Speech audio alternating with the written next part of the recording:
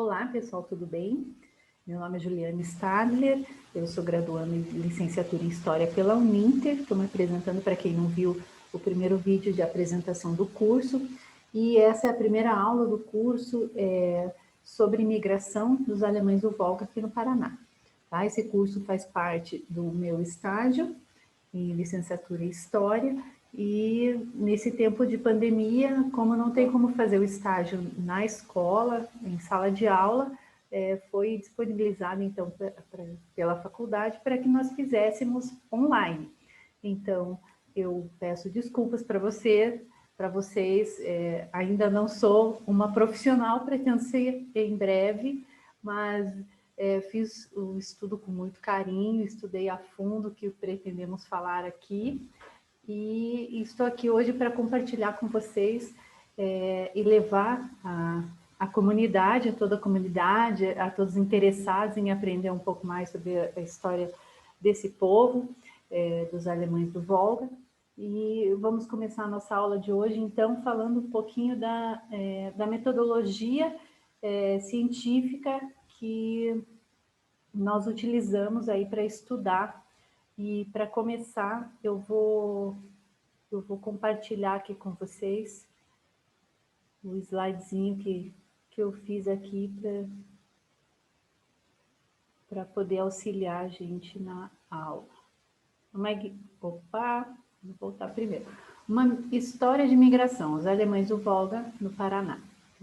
Tá aqui como aula 2, porque a primeira aula eu tinha colocado ali como, já contando como primeira aula, a aula de apresentação do curso, tá? Então, a aula 2 aqui é o referencial metodológico. Eu usei como referencial de pesquisa a Escola dos Análises. A Escola dos Análises, para quem não sabe, foi uma revista, na verdade, e se iniciou como uma revista científica na França, né? Os próprios historiadores que fundaram a Escola dos Análises não gostavam que se chamasse escola, porque escola, para quem não sabe, não era uma escola, assim, uma escola onde a gente vai, onde tem... É uma linha de pensamento, uma escola é uma linha metodológica de pensamento, né, que veio através dos estudos deles. Então, esses historiadores, Marc Bloch e Lucien Febvre, gente, eu não sei falar francês não, mas dá para entender. Eles dois fundaram a Escola dos Análises, né, na revista francesa Análise Histoire Économique et Sociale. Foi fundado em 1929, né, e ele foi, durante todo o século XX, desde 29, ele teve várias fases, nós vamos falar mais adiante, e ele influenciou a historiografia aí de todo esse período histórico até os dias de hoje. Então, esses dois historiadores, eles estavam insatisfeitos como era feita a pesquisa histórica, historiográfica. Eles queriam romper com o estudo tradicional, como está escrito aqui, seu objetivo era romper com o estudo tradicional positivista da história. Qual era esse estudo positivista? A história era vista, a história estudada, narrada, era aquela história narrativa, cronológica, dos grandes feitos. Então, se estudava os grandes impérios, se estudava os grandes feitos dos grandes imperadores, então, e era aquela história narrativa, né? E eles queriam romper com esse estilo de história, porque na visão deles isso não abrangia toda a história, né? Todas as nuances da história. Então tinha várias formas de se ver e de se contar a história. E eles buscavam, então, novas fórmulas, uma nova metodologia para contar que não fosse só essa história narrativa, que geralmente era sempre a história vista aos olhos do vencedor, do ganhador, né? Então, as histórias políticas, histórias dos grandes impérios, das grandes sociedades vistas a partir dos olhos dos ganhadores, né? Sempre. Então, a Escola dos Análises veio justamente para romper com essa visão. Vamos lá para o próximo, história-problema.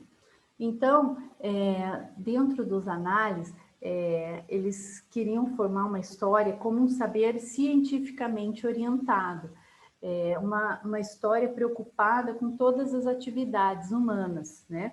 Então, era a história vista pelas pequenas comunidades, uma história voltada para vários aspectos da sociedade. Então, não era só a história política, a história de uma nação, mas também a história das mulheres, a história da educação, a história da moda, a história vista de várias formas. Então, e isso foi enriquecendo a história, claro. Então, houve também um intercâmbio disciplinar no próprio editorial da revista dos análises, tinham sociólogos, geógrafos, economistas que publicavam, né? Então, aqui até no slide aqui dá para ver algumas das capas das revistas científicas, mas interessante que, mais do que os artigos publicados nas revistas, os livros publicados pelos historiadores da revista foram ficando muito famosos, e até mesmo mais do que os artigos científicos. E então, a história-problema, o que era? Era você ver a história a partir de um problema, não só narrar a história linear, cronológica, mas a história, aquilo que você iria contar, teria que responder um problema do presente, né? Porque o historiador, ele está no presente. Isso na segunda geração a gente vai entender bem certinho com o Brudel, que ele explica as durações da história. O historiador, ele tem uma problemática, ele traz uma problemática que vai ser respondida pela história. A história não pode ser contada apenas como uma narrativa do passado, né? E trouxe também uma nova forma de se analisar os documentos e as fontes, tá? Então, aqui tem uma citação de Febbe, do livro de Peter Burke, aqui de 1977. Para fazer história, vire as costas resolutamente ao passado e, antes de mais, vivam. Envolvam-se na vida intelectual, sem dúvida, em toda a sua variedade. Historiadores, sejam geógrafos, sejam também juristas e sociólogos e psicólogos. Não feche os olhos aos grandes movimentos que, à vossa frente, transformam a uma velocidade vertiginosa as ciências do universo físico. Então, essa era a visão desses historiadores dos análises, né? Para que eles vissem com outros filtros a história, não apenas com olhos de historiadores, mas uma história vista também como um antropólogo vê a história, como um geógrafo vê a história, né? De outras formas, com outros olhares, digamos assim. Então, tem a questão das fontes também. Nós temos aqui do lado alguns exemplos de fontes, né? Fontes até usadas na nossa pesquisa aqui. Então, temos mapas, temos aqui uma pintura de Debré, temos aqui uma foto, né, antiga, e temos aqui um documento oficial, né? Então, você vê, são todas fontes históricas. E, como diz aqui, ó, uma gama maior de vestígios passou a ser considerada. Evidências orais, visuais, grafites, cartazes de propaganda, veículos de imprensa, filmes. Deixa eu fazer uma pausa aqui antes de continuar lendo o restante. Por que uma gama maior? Porque anteriormente aos análises, na época ali do positivismo, na época de Leopold von Ranke, né, positivista, o documento era só o documento histórico, e o documento histórico ele era tido como verdade. Então, se estava escrito ali no documento, estava assinado pelo rei, era verdade, e a historiografia tinha que partir dali, tendo ele como fonte. Então, não tinha uma problematização em cima das fontes, não eram feitos questionamentos em cima das fontes. Então, quem redigiu aquilo? Por que que ele escreveu?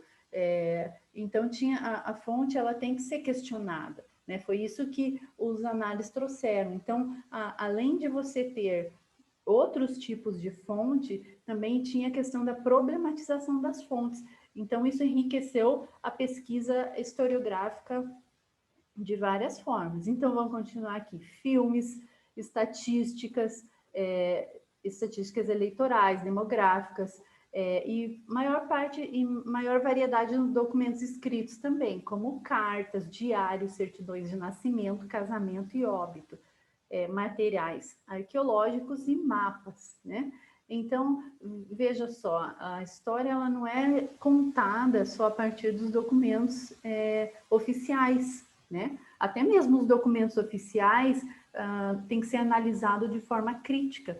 Nós não podemos apenas pegar um documento oficial e ler o que está escrito ali, ter ele como fonte, como verdadeiro. Nós temos que fazer certos questionamentos. Às vezes, o que está escrito num documento original, ele foi escrito com certeza, com uma institucionalidade, com uma intenção, né? De forma intencional. Então, nós temos que analisar ele e verificar quem que escreveu, em que época foi escrito, né? Qual é o contexto daquilo ali, não ter o documento simplesmente como algo verdadeiro. Então, no início ali, entre a Primeira e a Segunda Guerra, também aumentou muito a questão da propaganda, a questão de filmes, e tudo isso também enriqueceu na forma de produção de fontes, né? O tempo da história. Então, como eu disse anteriormente, a ciência o positivismo, ele via a história narrativa, então era a ciência do passado, né? O historicismo, que chamava ciência do passado, era simplesmente narrado o fato histórico do passado sem problematizar ele a partir do presente, né? E já a partir dos análises mudou para a ciência do presente. Então, você analisa aquele fato histórico a partir de uma problematização do presente, né? Então, você tem ali uma pergunta, né, que é produzida hoje, e você faz aquela pergunta para aquela pesquisa, e a pesquisa, né, a respeito do passado, aquela pesquisa que você vai fazer para as tuas fontes, a tua pesquisa vai responder aquele questionamento seu, né? Ó, a problematização da história a partir do tempo de origem do historiador, ou seja, do presente, né? O historiador, ele está onde? Ele está vivendo hoje, ele tem as questões do presente que têm que ser respondidas pelo passado. O historiador contemporâneo que projeta seu olhar para o passado para responder problemas elaborados no presente. Assim, é importante reconhecermos o nosso próprio tempo para analisarmos outros períodos históricos. Estabelecer a relação entre o passado e o presente. Assim, você analisa de uma forma crítica, né? Você vai olhar o passado com um olhar mais crítico a partir do presente. E o passado nada mais é do que, como o próprio Mark Bloch dizia, a história do homem, né, no passado, é a história da humanidade no passado. Então, nós trazemos nossas questões do presente hoje para que o passado nos responda. Assim, é importante conhecermos o nosso próprio tempo para analisarmos outros períodos históricos, estabelecer a relação entre o passado e o presente. O historiador estabelece seu estudo a partir do presente, onde ele se encontra e articula suas dúvidas para poder examinar um determinado período do passado. Temporalidade histórica múltipla. Então, aí nós vamos entrar já na segunda geração. Nós vamos explicar mais à frente as 3 gerações da análise e a temporalidade ali da histórica, né? Então, a história total é uma história, como diz ali, multifacetada, porque é uma história vista a partir de vários olhares, de vários filtros, pelos olhares de vários profissionais. Então, não é só o historiador, é o geógrafo, o antropólogo, o sociólogo, todos olham, né, cada um com o seu olhar, e todas essas fontes históricas produzidas, elas vão te responder. Então, ela é uma história que ela não tem uma resposta só, né? Então, está aqui, as 3 gerações dos anais, né? A primeira geração foi da fundação 1929 até 1949, né? Os fundadores foram Mark Bloch e Lucian Febvre. Foi uma revolução, foi uma quebra de paradigma historiográfico mesmo. Ele trouxe a história problema, né, com o problema do presente, como nós explicamos, e entender o presente a partir do passado, né? Essa foi a base, a primeira geração dos análises. A segunda geração, de 1946 a 1968, foi ali já marcada por Fernand Braudel. Braudel dividiu as temporalidades da história, né? De longa duração, média duração e curta duração. A longa duração é longuíssima, são aquelas histórias assim que ele chama a história das mentalidades, daqueles pensamentos assim que perpassam gerações, né? São as longas durações, né? Aí, média duração e curta geração, né? Ele dizia a história é filha do seu tempo, né? E a terceira geração foi de 1968 a 1989, né? Na terceira, geralmente, a primeira e a segunda geração tinha ali geralmente 2 historiadores que estavam mais à frente. Na terceira geração, eu coloquei o Le Goff e o Nohat, mas foram muitos historiadores, foram uma gama de historiadores que fizeram parte, aí já diversificou muito a forma de se fazer, de se estudar a história. Eles trouxeram um pouco novamente a história narrativa, mas vista de uma forma diferente, já juntamente com a história vista de baixo, com a história problema, junto com a história narrativa, para poder estudar os grandes feitos, mas de uma ótica diferente, né, digamos assim.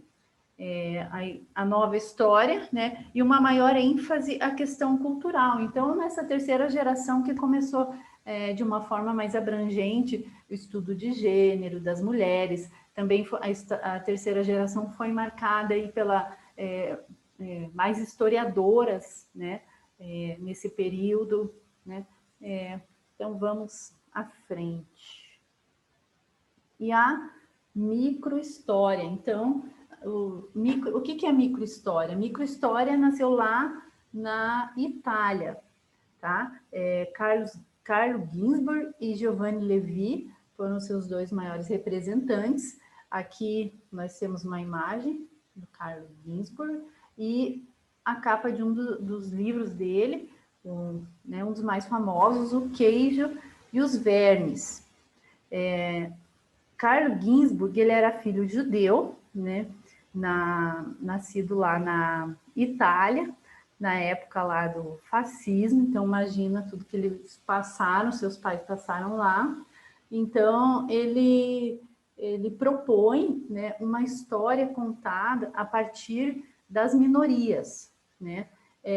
A microhistória é uma proposta, não foi, ele veio nesse arcabouço das análises, mas foi assim uma proposta metodológica, né? Uma forma de se ver a história. É micro porque é micro mesmo, é vista a partir de um personagem e de uma história, mas é uma história de um personagem, uma história de um recorte muito pequeno, mas também muito minucioso, né? Então, nesse livro, Queijo e os Vermes, mostra muito isso, porque ele vai contar a história de Menóquio, né? Que ele era um amolador no século XVI, e Menóquio, ele, como poucos da época, ele era alfabetizado, né? A maioria das pessoas no século XVI eram analfabetas, e Menóquio era alfabetizado. E Menóquio, ele cria uma cosmogonia, uma forma de ver a vida, a criação de Deus a partir do queijo, a partir da fermentação do leite, a formação do queijo e os vermes, que seriam a humanidade. E então, naquela época tinha a Inquisição, e ele é levado até a Inquisição para ele explicar como que ele estava falando aquelas coisas e tal. E essa história do livro, então veja só, ele é trazido a história ali da Inquisição, a história, toda aquela história social ali vivida no século XVI, a partir de um personagem, o Pinóquio, né? Então, dentro dessa perspectiva, dentro dessa visão metodológica, né, que também Thompson ali chama história vista de baixo, que é a história das minorias, a história daquele povo que não é ouvido, a história a partir de um escravo, a história a partir de um órfão, a história a partir de pequenas minorias, daquelas pessoas discriminadas, que não eram ouvidas. Então, seria essa forma de contar a história, nessa perspectiva, sob essa lente, e a microhistória ela auxilia muito aos historiadores dos períodos de longa duração, porque aí eles fazem muito uso da microhistória, porque apesar dela ter um recorte muito curto, ela é uma história contada minuciosamente, em várias perspectivas, né? Então, a nossa história aí Deixa eu só sair daqui, dos slides, aqui é o último. Vamos voltar aqui. Aí.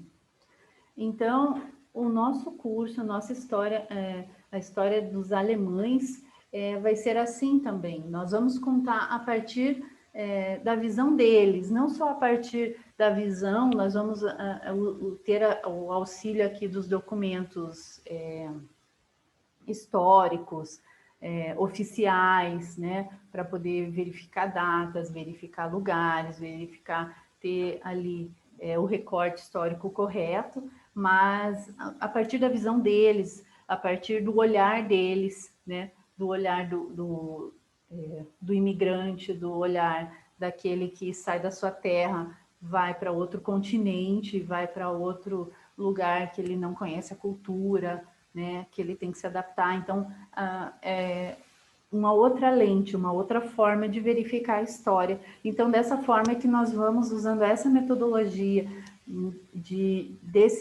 desse recorte, né, o recorte ali do século XIX, final do século XIX, nós vamos usar ali, vamos contar desde a saída da Alemanha, que foi no século XVIII, mas vamos ao final do século XIX contar a chegada deles ao Brasil, né?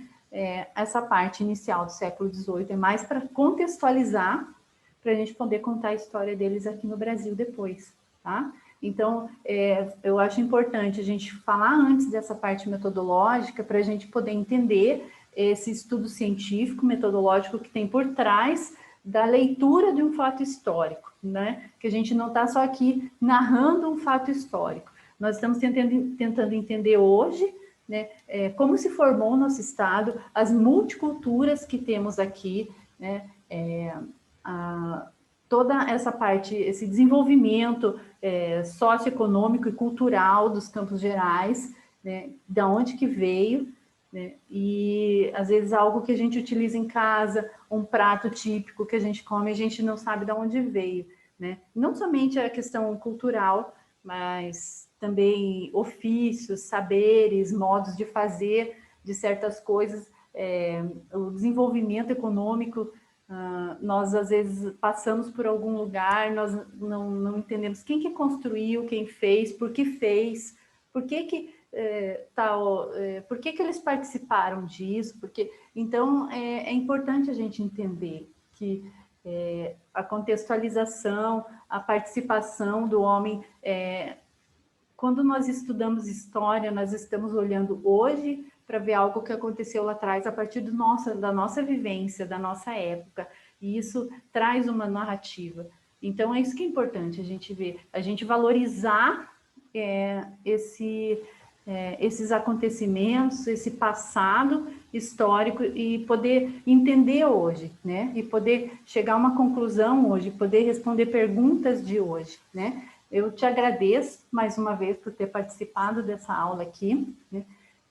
Convido você a participar amanhã da próxima aula que faremos, dando continuidade e começando já a contar a história dos alemães a partir lá da Alemanha até o Volga, tá ok? Obrigada e até a próxima.